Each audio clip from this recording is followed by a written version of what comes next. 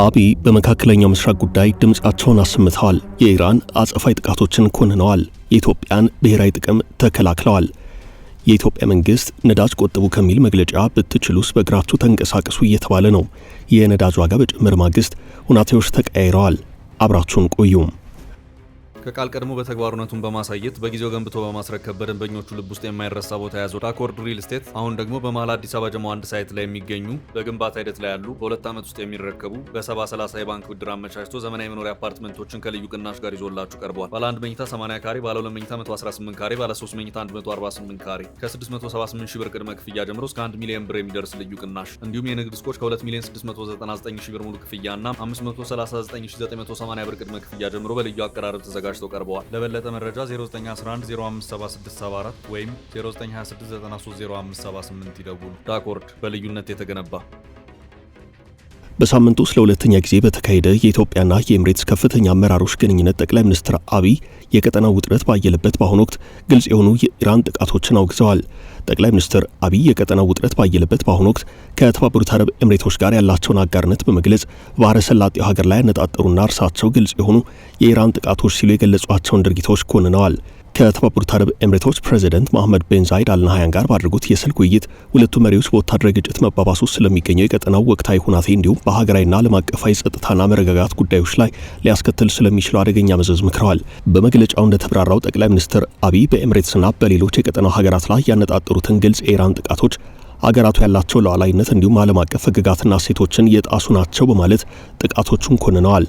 አከል አድርገውም ኤምሬትስ ደህንነቷን ግዛቷንና ሕዝቧን ለመጠበቅ በምትወስዳቸው ማናቸውም እርምጃዎች ኢትዮጵያ አጋርነቷን እንደምታረጋግጥ ተናግረዋል። ከተባበሩት አረብ ኤምሬቶች ፕሬዚደንት መሐመድ ቢን ዛይድ አልናሃያን ጋር ባደረጉት የስልክ ውይይት ሁለቱ መሪዎች በወታደራዊ ግጭት መባባሱ ስለሚገኘው የቀጠናው ወቅታዊ ሁናቴ እንዲሁም በሀገርና በዓለም አቀፍ የጸጥታና መረጋጋት ጉዳዮች ላይ ሊያስከትል ስለሚችለው አደገኛ መዘዝ መክረዋል ተብሏል። ከውይይቱ በኋላ የወጣው መግለጫ እንደሚያሳየው ጠቅላይ ሚኒስትር አብይ በኤምሬትስና በሌሎች የቀጠናው ሀገራት ላይ ያነጣጠሩትን ግልጽ የኢራን ጥቃቶች ሀገራቱ ያላቸውን ሉዓላዊነት እንዲሁም ዓለም አቀፍ ሕግጋትና እሴቶችን የጣሱ ናቸው በማለት ጥቃቶቹን በድጋሚ ኮንነዋል። አከል አድርገውም ኤምሬትስ ደህንነቷን ግዛቷንና ሕዝቧን ለመጠበቅ በምትወስዳቸው ማናቸውም እርምጃዎች ኢትዮጵያ አጋርነቷን እንደምታረጋግጥ አጽንኦት ሰጥተዋል። የኤምሬትስ ይፋዊ የዜና ፖርታል እንዳስታወቀው መሪዎቹ ለግጭቱ መባባስ አፋጣኝ እልባት መስጠት እንዲሁም ቁም ነገር አዘል ውይይትና ዲፕሎማሲያዊ ጥረት ማድረግ እንደሚያስፈልግ አበክረው የገለጹ ሲሆን ውጥረቱ ከቀጠለ ተጨማሪ አለመረጋጋት ሊፈጠር እንደሚችል አስጠንቅቀዋል። ይህ ዘገባ ተጠናቅሮ እስከቀረበበት ሰዓት ድረስ ግን ከጠቅላይ ሚኒስትር አብይ ጽሕፈት ቤት በኩል የተሰጠ መግለጫ የለም። የስልክ ውይይቱ የተካሄደው በአቡዳቢ የሚገኙ ባለስልጣናት የአብሻን የተፈጥሮ ጋዝ ተቋምንና የባብ የነዳጅ ማውጫን ጨምሮ በዋና ዋና የኤነርጂ መሰረተ ልማቶች ላይ ያነጣጠሩ ሚሳኤሎችን ማክሸፋቸውን ተከትሎ ይህም በአብሻን በሚሰጠው አገልግሎት ለጊዜው እንዲቋረጥ ምክንያት ሆኗል። የኤምሬትስ የውጭ ጉዳይ ሚኒስቴር ክስተቶቹን አደገኛ የሆነ ጦርነት መባባስና የዓለም አቀፍ ሕግ ጥሰት ሲል የገለጻቸው ሲሆን አከል አድርጎም በኤነርጂ መሰረተ ልማቶች ላይ ጥቃት መሰንዘር በቀጠናው መረጋጋትና በዓለም አቀፍ የኤነርጂ ደህንነት ላይ ቀጥተኛ አደጋ የሚደቅን ነው ብሎታል። የአዲስ አበባና የአቡዳቢ ዲፕሎማሲያዊ ልውውጥ በቅርብ ቀናት በኢትዮጵያና በኤምሬትስ መካከል የተካሄዱትን ተከታታይ የከፍተኛ አመራሮች ግንኙነት ተከትሎ የመጣ ነው። መጋቢት 12 ጠቅላይ ሚኒስትር አብይ በእስማኤል ኦመር ጌሌ አዘጋጅነት ጅቡቲ ከተማ ውስጥ ከሐሰን ሼህ መሐመድ ጋር በመሆን የተካፈሉበትን የቀጠናው መሪዎች ጉባኤ እንዳጠናቀቁ ለስራ ጉብኝት ወደ ኤምሬትስ አምርተው ነበር። በወቅቱ የተደረጉ ውይይቶች በአፍሪካ ቀንድ ሰላምና ደህንነት እንዲሁም በሰፊ ቀጠናዊ ትብብር ላይ ያተኮሩ ሲሆን ከአሜሪካው የውጭ ጉዳይ ሚኒስትር ማርክ ሩቢዮ ጋር በቀጠናው መረጋጋትና በጸረ ሽብር ትብብር ዙሪያ ከተደረገው የስልክ ውይይት በኋላ የተከናወኑ ናቸው። በኤምሬትስ ከተካሄዱት ስብሰባዎች በኋላ በተሰጡ አስተያየቶች ጠቅላይ ሚኒስትር አብይ የኢትዮጵያና ኤምሬትስን ግንኙነት በእምነት ላይ የተመሰረተ አጋርነት ሲሉ የገለጹት ሲሆን ከፕሬዚደንት መሐመድ ቤን ዛይድ ጋር የተደረጉ ውይይቶች የረጅም ጊዜ አጋርነትን በማጠናከር ትብብርን በማስፋትና የቀጠናውን መረጋጋት በማሳደግ ላይ ያተኮሩ መሆናቸውን ገልጸዋል። በተጨማሪም ከመሐመድ ቤን ራሽድ አልመክቱም ጋር የተገናኙ ሲሆን በሁለቱ ህዝቦች መካከል በንግድ በትምህርትና በባህል ዘርፎች ያለውን ጠንካራ ትስስር አጉልተው አሳይተዋል። በሌላ በኩል ፕሬዚደንት መሐመድ ቤን ዛይድ በከባድ ዝናብ ምክንያት የተከሰተውን የጎርፍና የመሬት መንሸራተት አደጋ ተከትሎ ለኢትዮጵያ ያላቸውን መጽናናት በድጋሚ ገልጸዋል። ጥልቅ የሆነ ሐዘን መግለጫና ከልብ የመነጨ ርኅራኄ በማሳየት በእነዚህ አስቸጋሪ ሁናቴዎች ውስጥ ኤምሬትስ ከኢትዮጵያ ጎን እንደምትቆም አጋርነታቸውን እንደገለጹ ቢቢሲ ዘግቧል። በደቡብ ኢትዮጵያ ጋሞ ዞን በጣለው ከባድ ዝናብ ምክንያት የተከሰተውን የበርካቶችንም ሕይወት የቀጠፈውን በመኖሪያ ቤቶችና በመሰረተ ልማት ላይ ጉዳት ያደረሰውን የጎርፍና የመሬት መንሸራተት አደጋ ተከትሎ ኤምሬትስ ከዚህ ቀደም ለኢትዮጵያ አጋርነቷን ገልጻ ነበረም። በዚህ ዓመት ጥር ወር የኢትዮጵያ የውጭ ጉዳይ ሚኒስትር ጌዲዮን ጢሞቴዎስን ጨምሮ ከፍተኛ የኢትዮጵያ ባለስልጣናትና በኤምሬትስ የውጭ ጉዳይ ሚኒስትር ዴታ ሼክ ሻክቦት ቤን አልናህያን መካከል በአዲስ አበባ ከተካሄደው ከፍተኛ የሥራ ኃላፊዎች ውይይት በኋላ የየራሳቸውን ሰላም፣ ደህንነት፣ የግዛት አንድነትና ምጣኔ ሀብታዊ ጥቅሞች በማስፋት በመጠበቅ ላይ ያተኮረውን ሁለንተናዊና ስትራቴጂ አጋርነታቸውን ኢትዮጵያና ኤምሬትስ በድጋሚ አረጋግጠዋል። የመካከለኛው ምስራቅ የኃይል ሚዛን በከፍተኛ ፍጥነት እየተናወጠ ባለበት በዚህን ወቅት ኢትዮጵያ በግልጽ ወጥታ ከተባበሩት አረብ ኤምሬቶች ጎን መቆሟን ማሳወቋ ከስሜታዊነት የጸዳና እጅግ የጠለቀ የብሔራዊ ጥቅም ስሌት ውጤት ወይንስ ነዳጅ አጣለው ጥቅሜን ይነጥቃል ከሚል ስጋት የመጣ ነው የሚለው ብዙዎች አስተያየት እየሰጡበት ያለ ጉዳይ ነው። ኢትዮጵያ ወደ ኤምሬትስም ትደውል ወደ ኩዌት በዋነኝነት እየተከላከለች ያለችው ብሔራዊ ጥቅሟን ነው የሚል ግምት አለም። ኢትዮጵያ ይህን አቋም የወሰደችው አጋጣሚ ሳይሆን አቡዳቢ ላለፉት ዓመታት ለኢትዮጵያ ኢኮኖሚ ግንባታና የህልውና አደጋ ማለፊያ ያበረከተችውን የማይተካ ሚና መሰረት በማድረግ ነው። የኤምሬትስ ብዙሃን መገናኛዎች በኢትዮጵያ ውስጥ በቢሊዮን ዶላሮች የሚቆጠር ግዙፍ የውጭ ቀጥታ ኢንቨስትመንት እንዳለ ዘግበዋል። የማክሮ ኢኮኖሚ ማሻሻያዎችን በፋይናንስ የምትደግፍ በክፉ ቀን ወታደራዊና ዲፕሎማሲያዊ ከለላ በመስጠት የተፈተነች ስትራቴጂያዊ አጋር ናት።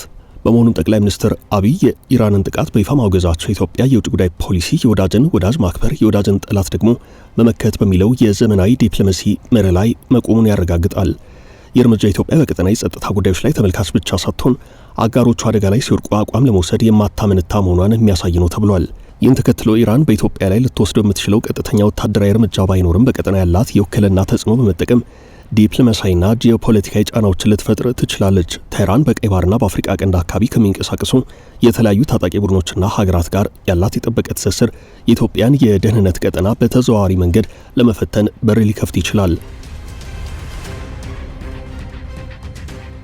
ከዚህ ባሻገር ኢራን በዓለም አቀፍ መድረኮች በተለይም በመካከለኛው ምስራቅ ፖለቲካ ውስጥ ኢትዮጵያ ያላትን ተቀባይነት ለማዳከም ጸረ ኢትዮጵያ የሆኑ አቋሞችን ልታራምድ ወይንም ታሪካዊ የውሃና የድንበር ውዝግቦችን ለራሷ ጂኦፖለቲካዊ ፍጆታ ልትጠቀምባቸው ትችላለች። የኢትዮጵያ መንግስት ይህንን ስጋት አስቀድሞ የተገነዘበው ሲሆን ከኤምሬትስና ከሌሎች የባህረ ሰላጤው ሀገራት ጋር ያለውን የደህንነትና የስለላ መረጃ ልውውጥ ይበልጥ በማጠናከር ሊመጣ የሚችለውን ማንኛውንም የኢራን ስውር ሴራ ለማክሸፍ የሚያስችል ዝግጅት ሲያደርግ ቆይቷል ተብሏል። ለምሳሌ በሱዳን የእርስ በርስ ግጭት የኢራን ወታደራዊ ጣልቃ ገብነትና ለሱዳን ጦር የምታደርገው የድሮንና የቴክኖሎጂ ድጋፍ የታላቁ ህዳሴ ግድብ ድርድርን ከውሃ ክፍፍል ሙግት ባለፈ ወደ ውስብስብ የጸጥታ ስጋትነት ቀይሮታል። ቴህራን ለካርቱም የምታቀርባቸው ዘመናዊ መሳሪያዎች የሱዳን ጦር በድንበር አካባቢ ያለውን ወታደራዊ የበላይነት እንዲያጠናክር እድል የሰጡ ናቸው። ይሁናቴ ሱዳን ከኢትዮጵያ ጋር ባላት የድንበር ውዝግብና በህዳሴ ግድብ ድርድር ላይ ይበልጥ ግትር አቋም እንድትይዝ አድርጓታል። በተለይም ኢራን ግብፅን ጨምሮ ከኢትዮጵያ ጋር የውሃ ፍላጎት ካላቸው ሀገራት ጋር የምታደርገው ስትራቴጂያዊ መቀራረብ የግድቡን ጉዳይ ዓለም አቀፋዊ መልክ እንዲይዝ በማድረግ ኢትዮጵያን በዲፕሎማሲያዊ መድረኮች ላይ ለብቻ ለማስቀረት የሚደረገውን ጥረት ያግዛል። የህዳሴ ግድብን ደህንነት የመጠበቅ ኃላፊነት ኮትሮ በተለየ መልኩ ከኢራንና ከሱዳን ወታደራዊ ዘንግ የሚሰነዘሩ ስውር ሴራዎችን የመከላከል ተጨማሪ የቤት ስራ በኢትዮጵያ ላይ ጭኗል። የኢራንና የሱዳን ወታደራዊ ጥምረትን ለመመከት ኢትዮጵያ ከተባበሩት አረብ ኤምሬቶች ጋር የመሰረተችው የደህንነትና የስለላ መረጃ ልውውጥ እንደ ዋነኛ ስትራቴጂያዊ ምላሽ ተወስዷል። አቡዳቢ በቀጠናው ያላት የሳተላይትና የቴክኖሎጂ አቅም የኢራንን እንቅስቃሴ መከታተል የረጅም ጊዜ ልምድ ኢትዮጵያ በምዕራብ ድንበሯና በህዳሴ ግድብ ዙሪያ ሊሰነዘሩ የሚችሉ ድንገተኛ ጥቃቶችን አስቀድማ እንድታውቅና እንድታከሽፍ ትልቅ አቅም ይፈጥርላታል። ጠቅላይ ሚኒስትር አብይ በይፋ የኢራንን ጥቃት ማውገዛቸው ኢትዮጵያ ብሔራዊ ደህንነቷን ለማስጠበቅ ስትል የኢራን፣ ሱዳን፣ ግብፅ ሊሆን የሚችል ግንባር ለመስበር ከባህረ ሰላጤው አጋር ሀገራት ጋር በቁርጠኝነት መቆሟን ያሳያል ይላሉ የፖለቲካው ተንታኞች። በመሆኑም አሁን ያለው የኃይል አሰላለፍ የህዳሴ ግድብን ጉዳይ ከቴክኒካዊ ድርድር አውጥቶ በመካከለኛው ምስራቅ ኃይል ሚዛን ፍልሚያ ውስጥ ኢትዮጵያ የራሷን የህልውና መስመር የምታሰምርበት የታላቁ የጂኦፖለቲካዊ ቼዝ ጨዋታ አካል ተደርጎ ተወስዷል።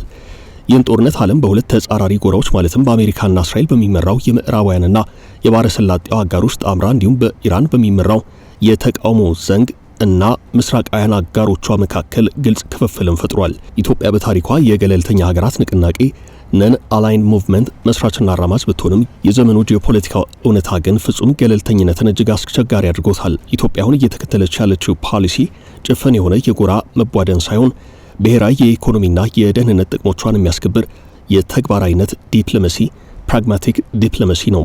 ኢትዮጵያ ኤምሬትስን መደገፏ ምዕራባውያንን ለማስደሰት ወይንም ከምስራቁ ጎራ ጋር ለመላተም ያለመ ሳይሆን በቀጥታ ህልውናዋን የሚመለከት ነው። በዚህም አዲሱ የኢትዮጵያ የውጭ ጉዳይ ፖሊሲ በባህላዊው የገለልተኝነት ካባ ውስጥ ከመደበቅ ይልቅ ጥቅምን መሰረት አድርጎ ደፋርና ስትራቴጂያዊ ውሳኔዎችን ማሳለፍ ላይ እንደሚያተኩር በግልጽ የሚያሳይ ሆኗል። ጦርነቱን ተከትሎ በሀብሻና በባብ የነዳጅ ማውጫዎች ላይ የደረሰው ጥቃት የዓለምን የነዳጅ ዋጋ በ4 በመቶ እንዲያሻቅብ ማድረጉ በኢትዮጵያ ማክሮ ኢኮኖሚ ላይ ፈጣንና ቀጥተኛ የማስጠንቀቂያ ደውል አቃጭሏል። ኢትዮጵያ ከውጭ በሚገባ ነዳጅ ላይ ጥገኛ የሆነች ሀገር እንደመሆኗ ይህ የዋጋ ጭማሪ በሀገሪቱ የውጭ ምንዛሪ ክምችት ላይ ከፍተኛ ጫና የሚፈጥርና የዋጋ ግሽበትን ሊያባብስ የሚችል ከባድ አደጋ ነው። ለዚህም ነው የኢትዮጵያ መንግስት በተደጋጋሚ ነዳጅን በቁጠባ ተጠቀሙ የሚል መግለጫ እያወጣ የሚገኘው። የኢትዮጵያ መንግስት በነዳጅ ቁጠባ ላይ ተደጋጋሚና ጥብቅ መግለጫዎችን ማውጣቱ ይህ የዓለም አቀፍ የኤነርጂ ቀውስ ሊያስከትል የሚችለውን አውዳሚ የኢኮኖሚ ድንጋጤ አስቀድሞ ለመቀነስ የተወሰደ ስልታዊ እርምጃ ነው። የነዳጅ ቁጠባው መመሪያ ህዝብን ለሚመጣው ዓለም አቀፍ የኢኮኖሚ ማዕበል የማዘጋጀትና ሀገራዊ አቅምን የማስተባበር የቅድመ መከላከል አዋጅ ነው። ከነዳጅ ቁጠባውን ባለፈ የኃይል አማራጭን ከነዳጅ ወደ ታዳሽ የኤሌክትሪክ ኃይል የማዞር እንቅስቃሴውም ከመቼውም ጊዜ በላይ ተጠናክሮ የሚተገበር ይሆናል። ጦርነቱ በሁለቱ ሀገራት ድንበር ላይ ብቻ የተገደበ ሳይሆን ከአፍሪካ ቀንድ እስከ ዓለም አቀፍ የዲፕሎማሲ መድረኮች ላይ አዳዲስ የጎራ ክፍፍል የፈጠረና የዓለምን የወደፊት የሰላምና የደህንነት ዕጣ ፈንታ የሚወስን እጅግ ውስብስብ የታሪክ ምዕራፍ ሆኖ እንደቀጠለ ነው።